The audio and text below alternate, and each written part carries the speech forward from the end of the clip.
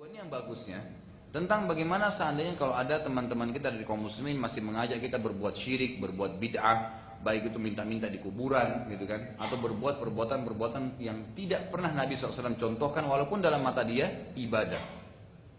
Seperti contoh, banyak di antara kaum muslimin kalau ada orang meninggal buat tahlilan misalnya, atau ada orang yang mau pindah rumah baca berzanji gitu kan, atau apa saja. Sekarang saya sudah sering bahasakan dan saya lagi tulis tulisan, mudah-mudahan Allah mudahkan insya Allah terbit. Itu judulnya begini, Kiaiku dan Guruku Muhammad, bagaimana dengan kiai dan guru anda? Ini tujuannya, saya ingin menyentuh para kaum muslimin di negara kita, tidak usah jauh-jauh, di Indonesia saja, bahwasanya sadarlah guru kita, kiai kita hanya satu orang. Allah Tuhan kita satu, guru kita juga cuma satu. Saya dan teman-teman dai yang lain siapapun dia, dari ormas manapun dia, dari yayasan manapun dia, hanya penyambung lidahnya kiai kita Muhammad sallallahu alaihi wasallam. Bukan kita yang buat hukum baru. Apapun yang kiai kita Muhammad SAW ajarkan, yang benar-benar, yang salah-salah, selesai. Yang beliau contohin dikerjakan, yang beliau tidak contohin jangan dikerjakan. Kenapa? Karena kalau anda mau mengerjakan apa yang Nabi SAW tidak perintahkan, tidak contohkan, seakan-akan anda sedang berkata, wahai Muhammad SAW, anda tidak tahu, kayak saya lebih tahu. Seakan-akan bilang begitu kan. Nabi gak pernah buat maulid, gak apa-apa, itu kan baik loh. Nabimu gak pernah buat gitu loh. Kiai kita nggak pernah buat, kok kamu buat? Oh ini cuman baik, nggak bisa. Kalau anda muslim yang benar, harus baik di mata kita apa yang Nabi kita dan kiai kita bilang baik. Apakah Nabi SAW bisa meninggal dunia atau akan meninggal dunia sementara beliau tidak kerjakan maulid? Enggak. Kalau memang itu baik, pasti dikerjakan. Pasti nggak mungkin. Nabi SAW ajarin kita cara makan dengan tangan kanan. Kita diajarin cara bersuci dari kotoran kita gitu kan.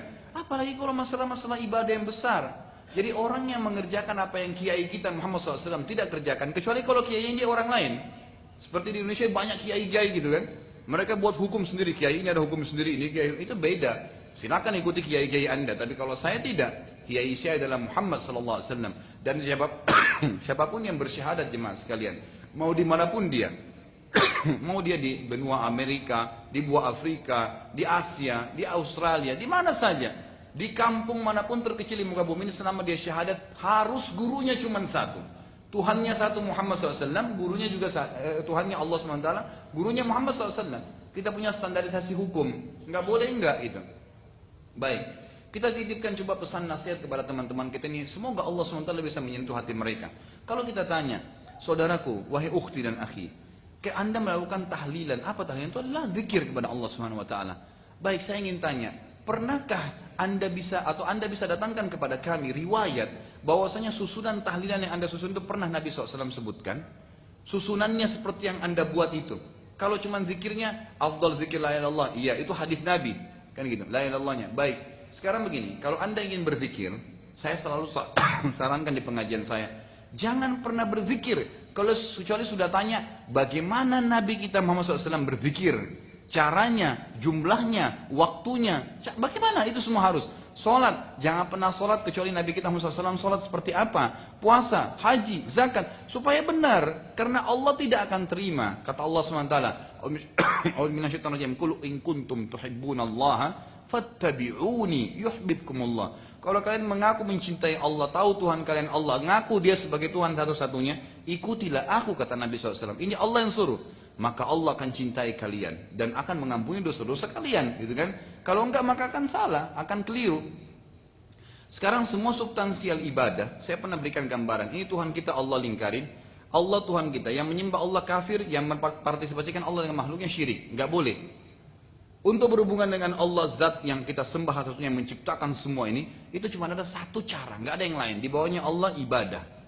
Ibadah ini dengan segala substansialnya, sholat, puasa, zakat, haji, takziah, ziarah kubur, berzikir, apa saja, bakti dengan orang tua, semuanya harus seperti yang Allah mau, bukan yang anda mau. Nggak bisa. Kalau seperti yang kita mau masing-masing, itu pasti akan nyimpang. Harus nyembah yang Allah mau. Kita kerja di satu perusahaan, harus ikutin pimpinan perusahaan yang punya, nggak bisa mau kita sebagai pegawai. Kalau sebagai pegawai kita maunya, maka pimpinan perusahaan nggak usah ada, gitu kan? Tapi harus gitu. Kita sebagai orang anak di rumah ngikutin peraturan orang tua.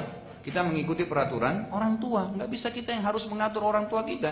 Dia yang punya rumah, dia orang tua kita yang melahirkan kita. Kita ikutin peraturan dia. Kurang lebih seperti itu. Jadi ibadah harus seperti yang Allah mau. Bagaimana supaya seperti Allah mau? Harus ikuti buku pedomannya. Ada Al-Quran sudah diturunkan, ada Rasulnya alaihissalatu wassalam Muhammad sudah diutus, disuruh ciplak, suruh ikutin. Nabi SAW yang dipilih dari golongan manusia jemaah sekalian, agar mudah kita ikutin, gitu kan? Kalau Allah turunin utusannya, Nabi itu dari golongan malaikat, maka susah kita ngikutin. Karena mungkin postur tubuhnya beda, mungkin waktunya beda, mungkin makanannya beda. Tapi ini loh, Muhammad basyaran mithlukum, manusia seperti kalian, yuha ilai, yang diwahyukan kepadanya, gitu kan?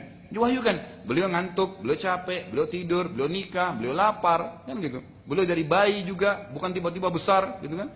Sama, beliau meninggal, sama seperti kalian. Tinggal ikutin, ciplak. Cara makannya, cara tidurnya, berpakaiannya, ikutin semua. Kalau mau benar-benar beribadah kepada Allah. Dan ini Allah yang berfirman, bukan saya. Saudara-saudara sekalian, perhatikan firman Allah SWT yang sering kita dengarkan ayatnya. A'udzubillahi laqad kana lakum fi rasulillahi uswatun hasanah.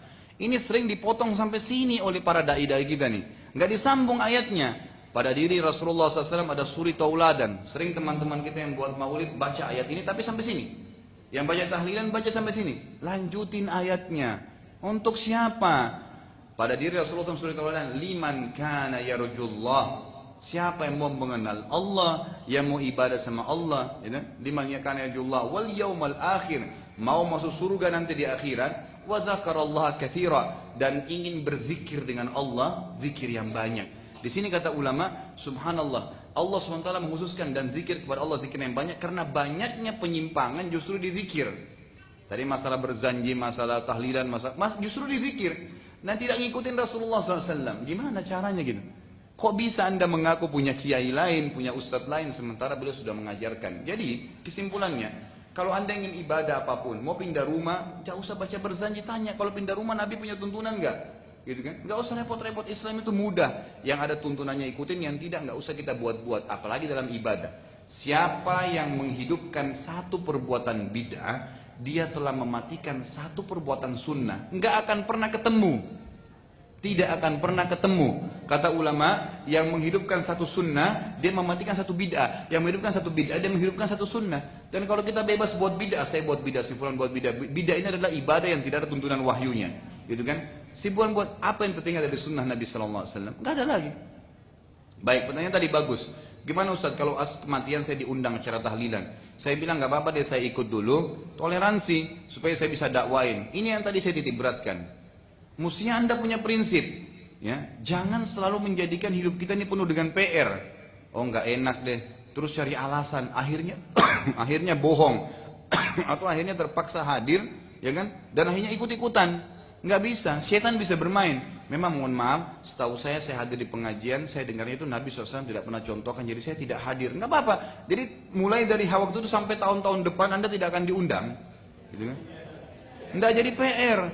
Sudah ditahu, oh itu ini Wahabila, ini begini, Salafi, ini begini. Ya udah terserah deh. Ini kalimat-kalimat masalah Wahabila, masalah Salafi, ini sama isunya Abu Jahal tadi. Sama itu, Abu Jahal lemparin isu, terus ini lemparin isu. Apa itu Salafi, saudaraku? Orang tidak ada, saya sampai titik beratkannya, tidak ada kelompok namanya Salafi. Tidak ada kelompok namanya Salafi. Itu bukan kelompok, cuman karena ustadz-ustadz kita ini kebanyakan menyampaikan berkata salaful ummah, salafus soleh. Ada kata-kata salafnya. Siapa salaf? Sahabat dan tabi'in, gitu kan? Lalu dianggap ini kelompok Salafi. Loh terus? Kalau saya kena menyampaikan Rasulullah bersabda, sahabat bilang begini, tabi'in begini, anda Salafi? Saya mengatakan iya, nggak ada masalah. Tapi saya tidak pernah mengikrarkan, karena setiap kali kita mencap ada kelompok-kelompok ini, makin banyak kelompok dalam Islam. Nggak ada. Saya pengikut Muhammad sallallahu alaihi wasallam. Saya mau ada di Afrika, mau ada di Amerika, beliau guru saya dan saya ikuti ajarannya. Selesai, gitu kan? Maka kita akan lurus ikutin Allah Subhanahu wa taala. Ini yang jelas, ini yang benar gitu. Jadi jangan toleransi dengan masalah hal yang salah. Yang gitu langsung di-cut pada saat itu, maaf saya nggak bisa, gitu kan? Karena memang itu tidak pernah Nabi SAW contohin. Oh kamu begini kerasnya, ya sudah. Itu yang saya ketahui. Dan kalau dia tetap ngotot, seperti yang saya katakan faidahnya. Wa idza khatabahumul jahiluna qalu salama. Kalau sudah dinasihatin nggak mau dengar, ya tinggalin aja, gitu kan?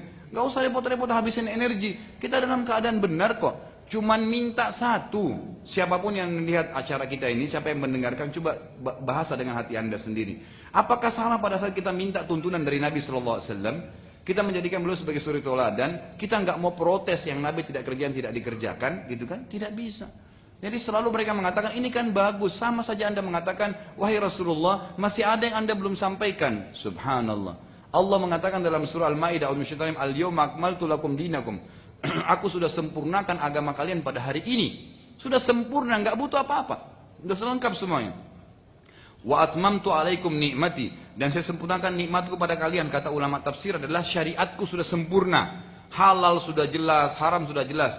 Wa raditu lakumul Islam madina. Aku sudah ridha Islam sebagai agama kalian. Kata para ulama tafsir, maksudnya nggak butuh ambil pelajaran agama lain. Sudah ini aja kamu ikutin. Oh ini enggak, Nasrani bilang begini bagus, ikutin aja. Untuk apa? Oh buka Injil, untuk apa? Ada Al-Quran. Al-Quran aja sampai tua kita pelajari nggak bisa habis gitu kan. Untuk apa buka Injil? Untuk apa buku Taurat? Untuk apa buka buku lain? Kutat dari langit turun. Allah mengatakan lalu kita mengatakan tidak. Subhanallah gitu kan. Jadi akhirnya orang yang seperti ini akan terus dalam keadaan bingung. Jadi jangan buat PR buat hidup kita. Tetap ikuti Nabi SAW yang beliau contohkan, kerjakan, yang tidak, katakan tidak. Karena Nabi SAW adalah Nabi kita dan kiai kita. Kurang lebih seperti itu.